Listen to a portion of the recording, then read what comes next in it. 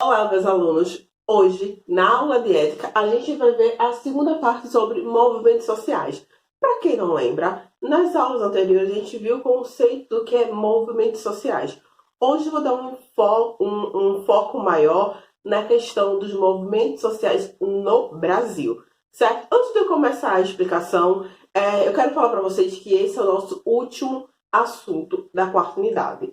Na próxima semana, a gente vai começar a rever alguns conteúdos, fazer revisão, exercício de revisão, certo? Então, vai ser todo o conteúdo que a gente viu nessa quarta unidade, será a prova de vocês. Um outro aviso, a prova de ética e oficina é uma só, como a gente fez na primeira, na segunda, na terceira unidade, na quarta unidade vai ficar o mesmo esquema, tá? Prova de ética e oficina, uma só, certo? E você tem, umas duas perguntas de oficina e as outras são de ética, certo? Só para reforçar esse aviso. Pega esses materiais de atividades que eu já passei, de fichas com conteúdo também, das aulas que eu já passei para vocês, certo? Então, hoje é o nosso último assunto e a gente encerra o nosso conteúdo de quarta unidade. E na próxima semana já é revisão de conteúdo, que a gente viu bastante coisa envolvendo exclusão, desigualdade, movimentos sociais, certo?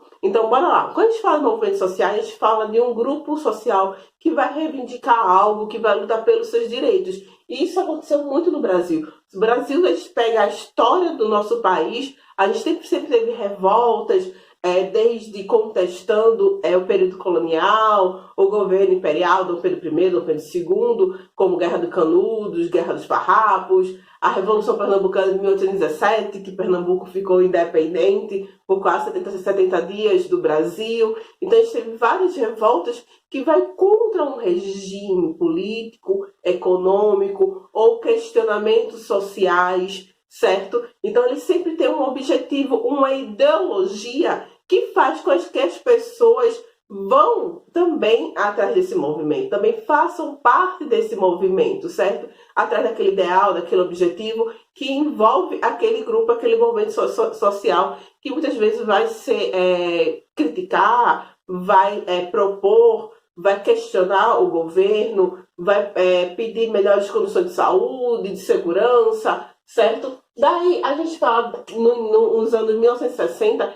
esses movimentos sociais ganharam muita força. Por quê? É um período que a gente chama de regime militar no Brasil. E esse período de ditadura militar, um período da qual esse governo militar que iniciou em 64 é um governo autoritário, de várias proibições, censura, de direitos civis muitas vezes foram negados. Então essas pessoas, principalmente os jovens universitários, começaram a questionar esse poder público desse governo autoritário, ditatorial, de censura, de proibições, e começou a ver a força, protestos nas ruas contra esse governo de ditadura militar. Com isso, várias pessoas acabaram sendo mortas, presas injustamente, outros tiveram que sair do Brasil para poder sobreviver, certo? Então, você está vendo um movimento social contra um governo ditatorial, que foi o regime militar, contra o governo da qual você não tem direito à democracia, você não tem direito à liberdade de expressão,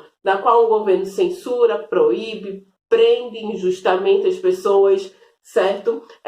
Censura a imprensa, o teatro, a música, mas só você viver num país onde a imprensa é censurada, quando fala de jornal, TV, rádio, música, teatro, tudo é censurado. Se você criticar o governo, um monte de coisa era censurada. De você ter a liberdade de se expressar, de colocar a sua opinião, também era proibido, certo? Então, graças a Deus, em pleno século XXI, a gente tem esse direito garantido. Então, foi todo esse período militar até chegar ao período da democracia, novamente no Brasil, das diretas já, da exigência de mudança do país.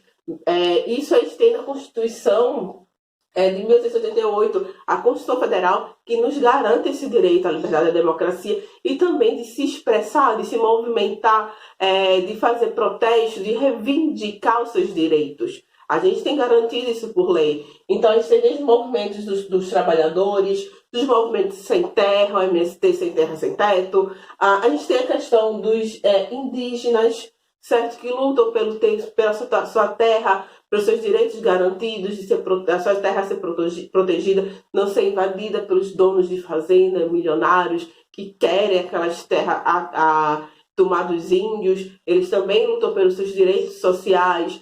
Então você vê esse movimento social no Brasil muitas vezes lutando pelos direitos sociais básicos que muitos não têm garantido e que o próprio governo público muitas vezes não dá esse tipo de assistência, desde direito às terras indígenas, há também direito às terras quilombolas, que são pessoas descendentes de escravos africanos no Brasil, de direito à liberdade religiosa, de culto religioso, outras coisas também relacionadas à questão das cotas raciais.